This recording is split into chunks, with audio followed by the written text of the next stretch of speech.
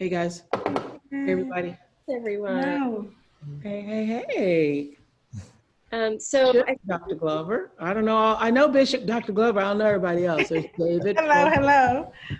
Hey, David Paulson, the Tennessean. That's me. Hi, how you doing? How you doing? Kelly Good. Carter, how you doing? I'm doing well. How are you? All good. Okay. Is this Travis? Yeah, yes, Travis. I'm with the AP. Okay, great. Dylan? Hi. Hi, Dylan. Is it Brandy? Yes. I love the way you spell it, girl. I love the way you spell it. Okay. Thank you. Okay. Janae or Jana? Jana. Gina. Jana, like Dana with a J. Jana with a J. Okay, great. And Rosetta? Yes. Hi, how are you, Miss Perry? How you doing? Great. All right. Mrs. Perry, do we want to start with you then and have you kick off the first question? Did I say hello to Dr. Glover and Bishop? Hey, y'all. Good. Hey. Hello. Hey, Hello. Thank you. You look Good. great. Good. Thank you. So All right. Mrs. Perry, do you want to start? You can unmute your line there and ask your question. You want me to ask the first question? Yes, you're up. Oh, okay. To Oprah, I know that you attended Tennessee State University, as I did many years after you did. And I'd like to know, how did you meet our great president? Oh, Dr. Glover. Well, so this is how this all happened. I wanted to do something for the communities where I grew up and people who helped me to grow into who I am. And so when I thought about this whole giving back idea, I started with first and foremost, my own family, people in my immediate family who might be out of work, cousins, friends, helping them out, making sure that they had what they needed so that when they heard I was helping other people, they wouldn't be, oh, you helping other people, you didn't even help us. So I started my own family first, and then I worked my way through my hometowns, Nashville, Mississippi, Milwaukee, Chicago, and then this morning I realized, oh my gosh, I forgot Baltimore. But so I started out and I asked my brother there, half brother there, Tommy Walker. He's a young boy my father took in when he was 13 years old and is now like a son to my father and brother to me. Who are the churches who are on the ground doing the real work? And he said, you have to talk to Bishop Walker. And I was talking to Apple about, originally I had this idea of giving out computers to kids in low income parts of the city so that those kids could do virtual learning. And Apple, for whom I am in partnership with Apple said, oh, you should talk to Dr. Glenda Glover. Do you know Dr. Glenda Glover? And I said, I've heard about Dr. Glover. Isn't she at Tennessee State University? They said, yeah, how do you know about her? Well, because everybody knows about Dr. Glover, I said. So they said that Dr. Glover has done such, great work with getting kids, girls especially involved in coding and work. And so that's how that came to be. I said, well, I'm trying to figure out what I can do with a coalition of African-American pastors and who I can use to help me with all of that. And they said, Apple recommended Dr. Glover. That's how that happened. And so then I called Dr. Glover. Dr. Glover said, Bishop is on my board. Bishop is all like, everybody's everybody was already connected. So I felt like I was in good hands. So originally Bishop Walker gathered together a series of other ministers from, I don't know, how many other churches, Bishop? There were 10 of us. 10. Yes. So there was Bishop Walker and 9 other pastors. And then we brought in Dr. Glover, and that's how this all happened. And the reason is because I wanted to go directly to the people. I didn't want to I had already given money to, I think, Second Harvest there in Nashville. And I thought that was a good thing. And I trusted that organization, had vetted that organization and thought, that's wonderful. But how do I make sure that money is going to get directly into the hands? So the bishop and Dr. Glover and the other pastors and I, we brainstormed. Originally, we thought, what about Target cards? And I thought, well, if you go to Target, you might want to be buying outfits, but what do we really want to do? And Bishop said from the beginning, the real need is feeding people. We want to feed people where they are and where their need is right now. And so I think he came up with this idea of the Kroger cards. And so I thought, then how do you make that work? I thought that what Tyler Perry had done with people going into the store and being surprised at one time, that was a good idea, but that only works once, you know? So how to do it in a way that's sustainable and that you reach the most amount of people was our big conversation for the past, we've been talking for a month about this, actually. Okay. Shall I ask the second question? If you don't mind, we'll maybe rotate around, and then if Okay. you have a question at the end still, we can loop back to you. Okay. So Travis with the AP Tennessee, if you'd like to go next, and I'll go to David Paulson.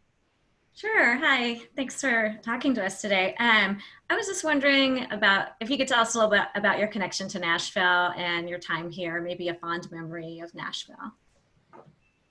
Oh, well, all my memories of Nashville are fun. I grew up there. I was a young girl there. I started my television career there. I started my radio career, WVOL in Nashville. I don't know if does that still even exist, y'all, WVOL? Oh, yes. Yes. Okay. Yes. So I got hired there when I was 16 years old. You know, the old story of me entering, I was the first Miss Black, I was the first Miss Fire Prevention that was African-American. Up until the year that I won, you had to have red hair to win, but I wowed them so with my answer that they had to give me the title. So when I went back to WVOL to pick up my prize, which was a Longines watch and a digital flip clock radio, I got hired at WVOL radio at 16 years old. So my fondest memories are of going to East High School, where I was state champion in speaking for 2 years. I won the national forensic competition. All my years at East High, all my years, you know, at VOL and building my career there. And of course, Tennessee State. You know, Tennessee State was the grounding for me because I had a professor literally named W. Deary Cox, and I was in my sophomore class at W. Deary Cox in scenic design. And Dr. Cox used to say to me, you can't draw a straight line with a ruler. I don't know how you're going to end up in any design. And I got the call in Dr. Cox's class. They called me in, how they found me in the speech and drama department at Tennessee State University. I got called out of Dr. Cox's class to go to the office of of Dr. Jamie Williams. And I took remember Dr. Jamie Williams? Of course. She's my mentor. Okay, so I got called to Dr. Jamie Williams' office by Chris Clark, who is on Channel 5's, at the time it was called WLAC TV, it wasn't WTVF. I got called out of my class to go and speak to Chris Clark, who said, I understand that you're in radio, would you like a job in television? And I made up a story about, yes, of course, I'm a writer and I do this. So my first job day reporting, I didn't know what the hell I was doing, but lots of fond memories. So don't ask me that question again. I could go on for hours on that. Thank you. Okay, great. David, we'll go to you next, and then Sure. Kelly. Great, thank you. Thank you, Oprah, Bishop Walker, Dr. Glover, thank you so much for having me. You answered so well a question I had about these conversations about deciding where to put this money in the community. So past that, I was curious about one other thing. I saw a great archive video today from your show in the 90s where you came back to Nashville and you visited some old sites, including what I think was your first job before broadcasting, which was at the store your father co-owned and selling penny candy and that sort of thing. It's just sort of a nice full circle moment in terms of providing food for people now in the Nashville community. I have no fond memories, David, of selling penny candy. Okay. What I could not believe is that, you know, my father used to have that big jar at the front of the store where you'd sell cookies for a penny. And it made no sense to me that you got to sell 100 cookies, 100 damn cookies to make $1. It made no sense to me. Like you could be here all day and you only made $1. So I have to say that not long ago, I was saying to my dad, you know, you got me working all that time and you never paid me anything. I never wasn't getting paid. He goes, you've made up for it, so it's okay. What I'm curious about, and you know, I haven't really spoken to Dr. Clover or the bishop is in the past week. So I wasn't a part of the actual handout. I was, you know, for many days we were trying to decide, do we announce it ahead of time? If we announce it ahead of time that we're giving it out, I wanted to be able to give out the cards on Mother's Day, but I was afraid that if we announced that we'd already given out 5,000 cards to 5,000 families. If we announce it that we have 5,000 more, that you're going to get 15,000 or 50,000, then you're going to have more people upset that they didn't get it. So I'm just curious from the bishop and from Dr. Glover, what actually, how did the announcement take place and what happened? Well, Oprah, thank you so much for your heart for Nashville. Nashville truly was in a place where it needed some hope, and you provided that. And it became very clear to us when persons received the cards that they were overjoyed. We were inundated with emails. People were already posting on social media statements about gratitude. Some folks who were single mothers, I'm sure Dr. Glover can speak to the data, but it was interesting because you know, you really didn't understand, we didn't at least, the depth of the need. We had a sense of it, but in terms of the human stories and the gratitude that came from that, a lot of folks were just, this was the thing that really gave them hope and really inspired other people in the community to come alongside and do what you have done. Well, okay, so Dr. Glover, I want to hear from you.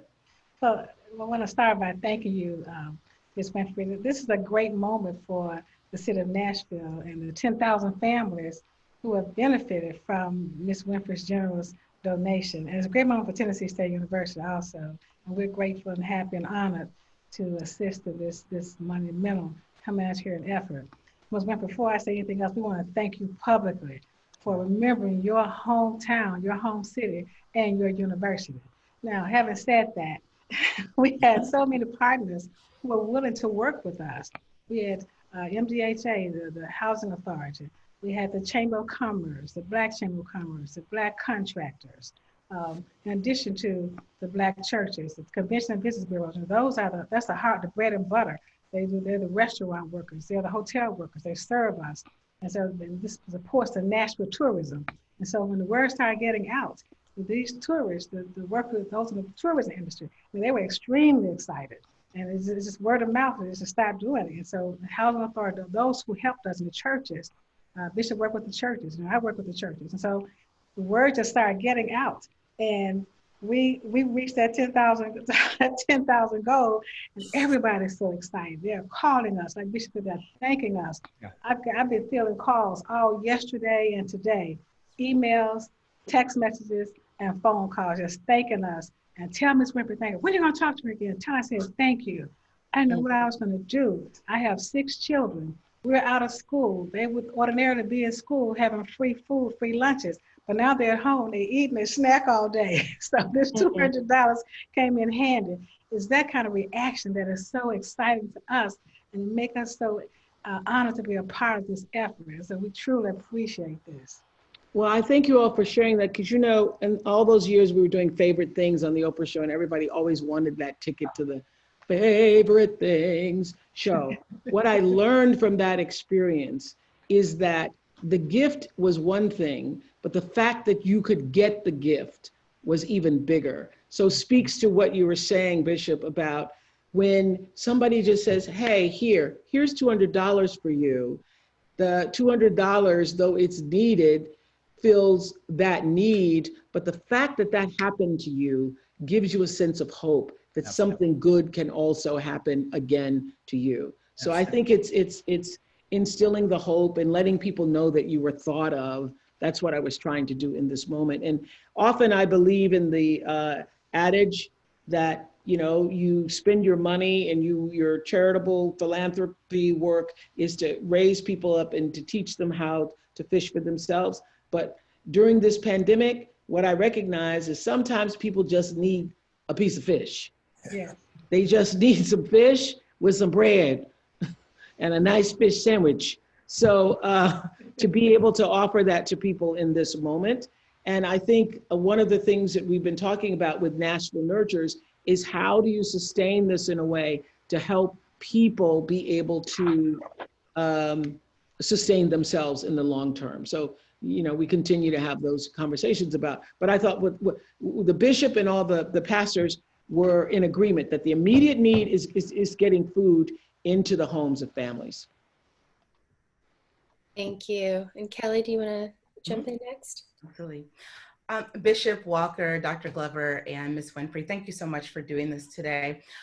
This donation feels even more special, I think, because you're doing it in partnership with an HBCU. And one thing that we learned immediately is that COVID-19 was affecting communities of color disproportionately. At what point did you realize that, Ms. Winfrey, and at what point did you decide that you specifically wanted to make this partnership with an HBCU that, of course, is your alma mater as well?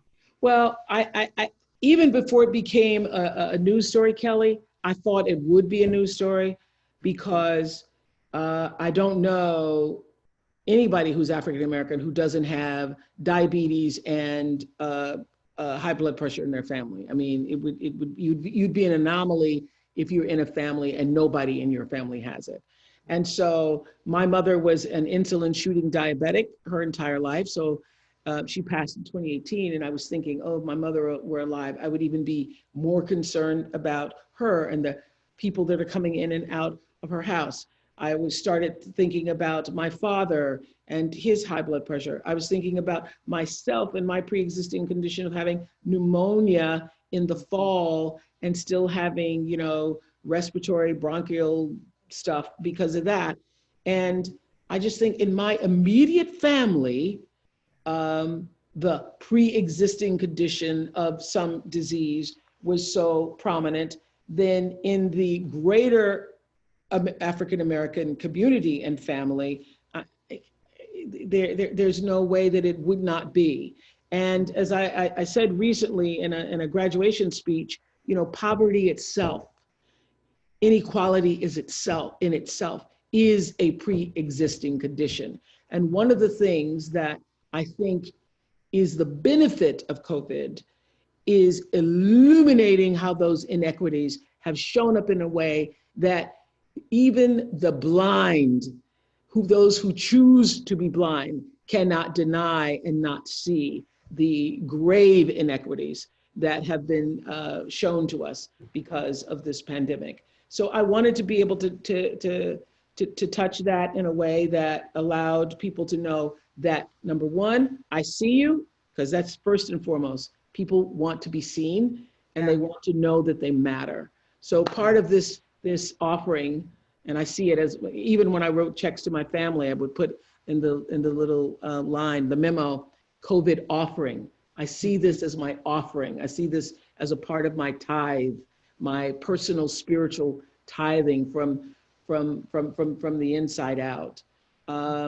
And serving where I've come from. I think that's the first thing you do, is you take care of home first, you take care of your own personal communities. The world is too large, you know, and one of the reasons why I'm talking about it, because normally I do things, I never talk about it, nobody knows I've done anything, but the reason I'm talking about it is because I think for those of us who are means, and they're all different levels of means, this time has shown itself to us so that we can look inside of ourselves and ask ourselves the question, what is the essential work? What is the essential service I need to offer my community? So when I ask that of myself, not just in a graduation speech to kids, I say, okay, how can I better use who I am and what I have to serve in a way that I have not in the past? Because normally it's, you know, like building big stuff and starting, you know, with large sums of money to create something that's going to be sustainable long term. But I thought for this immediate need right now, people need food on the table. So how do we do that? Yeah. And if you just allow me to follow up on that one, Please. Ms. Winfrey's contribution was a start of something big with Nashville Nurtures, and TSU, Tennessee State, has started a COVID-19 academy to assist to take this further now. Now that we got this start, where do we go from here? We've set up a resource bank. You know, we know that people's lives will change forever, and even after they find a vaccine for this virus, and people still will need help and resources. So that's what this COVID-19 Academy is about. Phase 2, to take this further, to memorialize what has happened. She's fed 10,000 families. Now, here's an academy that's going to show you how to get resources, go to other places, get jobs, learn new apps with Apple, learn where the resources come from. So we want to keep it going for sustainability. Oh, that's great. Is that something that's exclusive for the students at TSU, Dr. Glover? Oh, it's the community. It's wow. the community. It's open to the entire community. Okay. Oh, very nice. It's a COVID-19 Academy. Okay. Thank you for sharing that. I appreciate that. Great, thank you. Jana, we'll go to you and then Natasha. Thank you, Bishop Walker, Dr. Glover, and Ms. Winfrey for speaking with us today. Mrs. Winfrey, thank you for seemingly giving women with seemingly hard to pronounce names visibility, especially in the journalism realm. I know Kroger has been committed for years to supplying those from low-income communities with essential products in order to survive and get by. They've done their Zero Hunger, Zero Waste initiative that aims to eliminate hunger in food insecure areas, and you've worked with them and given a beautiful donation to Feeding America. So my question is, what are some of the values that Kroger possesses that makes them a company you enjoy working with and looked forward to working with for this particular cause? Well, I'll have to give that to the bishop, because the bishop is the one that told me that Kroger was the main store in the communities where Black and brown people lived, and that we should use Kroger. So Bishop, can you help? Yes, yeah, thank you. So, you know, obviously there are food deserts, that's food insecurity in Nashville. And as we know in our communities, a lot of folks have to travel a good ways just to get healthy food options. Kroger in North Nashville there on Monroe Street, and if you look at their locations throughout our communities, it spoke to their commitment to really servicing folks in our particular community. So for us, it was just a no-brainer as a grocer who has a history of helping, and we just felt that, you know, we made this recommendation. Oprah didn't make it, we made it to her, and she understood we were on the ground, and we certainly appreciate that. It could have been any particular grocery store, but Kroger's in Nashville specifically is in the communities that we wanted to reach. Well, and may I just say, that's also the reason why I went to the ministers and Tennessee State, because I'm not there. I wanted to find people who are on the ground, who are already doing the work in the community, so that they could advise me. That's why this was such a wonderful cooperative effort, because I didn't know, and, you know, admitted, you know, from the beginning, I don't know, can you help me help other people, and how do I best do that? So I think whoever's writing these stories, for people who, you know, say, I don't know who to help, I don't know how to help, I don't know what to do, I understand that, because you're just like, who do I trust that's going to do what I really want to do? So my friends who know that I'm in the business of trying to help other people, they all call me and say, who are you giving to? How do I help? How can you tell me how can I direct my funds? I think it is important. What we have done here is established going to the community specifically, and nothing's more important than, you know, HBCUs and the African American church, the Black church, and being able to say, can you all help me help other people? So that's what I loved about this cooperative, is that we were able to work together, multiple conversations. And Kroger just gave cars to TSU students. There's a partnership there that has already existed. They gave food cards to TSU students who couldn't go home during this pandemic. They partnered with various campuses, and TSU was one of them. Great, thank you, Jana. Natasha, we'll go to you, and then Brandy. Unmute yourself, Natasha. There we go. Okay. So thank you so much for having us, Ms. Winfrey, Dr. Glover, and Bishop Walker. This is a phenomenal gift. I work for the GRIO, and our audience was just completely blown away, commenting by what you have done here. Ms. Winfrey, I wanted to ask, you mentioned this single garment of destiny that we're all connected by in your commencement speech, and there was a sense that once people saw the African American community was being disproportionately affected by COVID, there were some folks that checked out, who did not see that single garment, who were just ready to get back to work and who stopped social distancing. So this is a philosophical question, but how do you think we get people to care about that global human family that you talked about, even if they think that, you know, they're less likely to be impacted by this? You know, I think that is such a beautiful question. And if I had 20 minutes, I could maybe address it. You know, this sounds like a wonderful Super Soul Sunday question to ponder here. You should do an episode. Yeah, this is good. This is good. How do you get people to care? You have to show themselves to them. People have to see themselves in the faces of the people who are of need. You know, I remember years ago doing something called Christmas Kindness in South Africa. And one of my producers had come to me with this video saying, oh my God, we just found this little kid who was eating out of a trough, the same trough as a pig. And I said, well, we will not be putting that on the air, because what that does is it dehumanizes that child, and it makes you think of that child as the other. And so I shall never forget, I went to one of the first orphanages over there, and we filmed these children having a birthday party and me giving them their presents all at once. And the count of 3, everybody opens their presents. And these kids in this orphanage are like, you can feel the joy. You can feel that joy is a palpable thing. And I shall never forget in 2002, receiving a call from a woman in Alabama, y'all, who says, well, you know, I never realized that they felt the same way at their birthdays as my children do. And it struck me that that is the reason why I didn't put the picture of the child eating out of the trough. Because when you get to see that other children are just like your children, they cry and laugh and have joys and birthdays and love surprises just like your children. When you get to see yourself in the faces of your children and the faces of other children, that is how you get people to care. What frightens me, y'all, deeply frightens me, is that we all had a timeout, got sent to our rooms with enough reflective time to look at the bigger picture of what this moment means. And I think a lot of people went to their rooms and they were playing and they didn't get it. And so what really frightens me is that you're gonna have to get another lesson and another timeout before you can see it. That is gonna have to hit your family, your neighbors, your community before you can see it. So I am not, you know, I don't spend a lot of energy worried about how do I get other people to do. I just focus on, okay, what can I do? And I think the message for this story for me is asking other people, okay, this is what I could do. This is my tithe for right now. What is yours?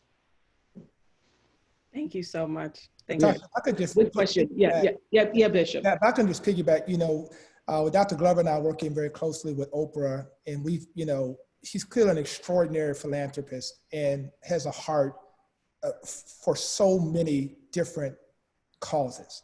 The one singular thing that I will take away from that question about Ms. Winfrey is empathy. The fact that she has empathy. I think that's what I see guides her causes and guides her heart for giving to folks, because she feels it. And when you understand the story and the passion that comes from that, she hasn't forgotten where she's come from, and she understands. She sees herself in those spaces. And empathy, I think, is what is really exciting to me, because that's what got us really excited to work with this project. And it just moved us to this place. So. Well, thank you. Empathy. I'll take that. So Brandy, we'll go to you, and then Dylan. Okay. Thank you so much, Ms. Winfrey, for being with us today, and Bishop Walker and Dr. Glover. So much of the conversation around coronavirus and the pandemic has centered on the fact that life will never be the same as it was before. And, you know, in some ways, it's not necessarily such a bad thing. So I'm curious what your hopes are for what life looks like on the other side of the pandemic, and how you stay hopeful. I think that one of the greatest things it showed us is how we are all connected and how we are one, because look who turns out to be essential in this whole thing. And people who literally could have had their own books written on being the invisible man, invisible woman, invisible workers, because people just didn't see you. And one of the things that 25 years of the Oprah show taught me is that the greatest gift you can give to anybody is to see them, to hear them, and to recognize that they matter. That's what everybody is looking for. So what I am hoping is that no one looks at a grocery cashier the same, that nobody looks at the guy who's stocking the groceries the same, that nobody looks at the food that has come to their table and the truck driver that had to get it to the grocery store the same. What I'm hoping is that there will be some lasting memory of the connection that we all share as human beings who are essential to the life of one another. That's what I'm hoping.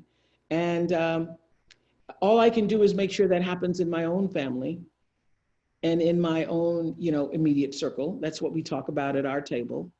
And however I'm able to use my voice and my platform to say that as often as I can, to get people to continue to see the value of others. And I know that people are going to forget because they want to forget. They want to. People just want to get back and they want it to be the way it was. And I think that there's going to be an even greater price to pay for that. Because y'all got the time out. We got the time out. Right. We got the time out. Yeah. Yes, Dylan, you're up. Thank you so much for taking questions. And kind of piggybacking off that, Nashville Nurtures is providing immediate food relief to thousands of Nashville families. But as Dr. Glover said, it's really just the beginning of the program. Mm-hmm. So what message would you want to share with those who are able to contribute to the organization and ensure that resources keep flowing to Nashville residents? Well, my message would be to connect with Nashville Nurtures, Dr. Glover, the bishop, and see how you can be of service. Do the same thing that I did. Just how can I be of service? And however that shows itself, it shows itself differently for every individual. That's what you do. I believe that is one of the most important questions that anybody can ask. Even those of you who are journalists on this phone call, to use your journalism just for making a living and writing stories, that serves one purpose. But the greater question is, how do you use your work and your words in a way that uplifts and changes the consciousness as a force for enlightenment for the people that you're trying to serve? So that it goes beyond journalism. It now creates a depth of power and spirituality and connection to the world that comes back to you and serves you if there's a deeper purpose in the writing. So you can just write for writing, just like for years when I first started out in Nashville, I was just happy to be on TV, happy to have a job. But when you turn that job, switch the paradigm from, oh, this isn't just a job, how do I use my words and my work as a greater service to the community that I'm trying to reach? And that's the community that is your own community, and it's the world community at large. So I have found that question, that quote that Dr. King says, that not everybody can be famous, but everybody can be great, because greatness is determined by service. I find that to be my most powerful quote, because whatever your job is, if you switch the paradigm to how do I use this in service? So it's not just a paycheck, it's a service. Great, thank you so much. Thank you all so much for joining us today. Really appreciate the time and the attention that you are helping to support this community and all the work that we're doing. So Nashville Nurtures. Yeah, Nashville Nurtures. If you need anything else, you know how to reach me. Thank you. Thank you, guys. Thank you so much. Thank you. Thank you so much. Okay, and then Dr. Glover and Bishop Walker, if you'll stay on and everyone else can close out your Zoom, and have a great rest of your evening. Thank you, Chelsea. Thank you. Bye. Can I ask a question to Dr. Glover? Yes. Dr. Glover, thanks. Hey, do you mind just telling me what it felt like to get this call from Oprah? I understand y'all were at TSU at the same time, but it sounds like you weren't. You didn't know each other. Oh gosh, I was honored and I was thrilled, and I was even more touched by her concern for her hometown, for those who needed the help the most, who have been laid off. We ran stats, the single families, the single parents, those who were about to lose their home. They was caring for people who had COVID-19. So she wanted to help that population. I was so touched by that. And so just her concern, and I was honored, because it's not every day you get a call from Oprah. All right. Thank you. I appreciate it. Actually, Chelsea, I was going to ask, could I ask Dr. Glover a question too? Is that okay? Yeah. Okay, cool. Dr. Glover, what does a donation, not only from an alum and not only of this magnitude, but from someone like Oprah Winfrey, what does it mean for historically Black colleges and universities, especially at a time when we may not all be thinking about the needs of HBCUs and the communities that they support? What does that mean for this university? Well, it speaks volumes that, an alum of the stature of Ms. Winfrey would consider her hometown and just involve her university. I mean, that speaks volumes. It shows that the HBCUs are out there leading the way, and we're making it clear that we're of substance, and that we're here and we're doing a job, because that needs to be done. Because I often, as a college president, I see it from every angle, and I often get asked the question about HBCUs and relevance. I say, that is the wrong question. The question is, how can you look at what we've done to take so little and produce such good quality graduates? Why don't you ask me for our model? I mean, that is the right question to ask about HBCUs. And that's why we're so proud of what Oprah has done and how she has impacted the world. And we're so appreciative that she's included TSU in her model. Absolutely. Thank you so much, Dr. Glover. Thank you so much, Bishop Walker.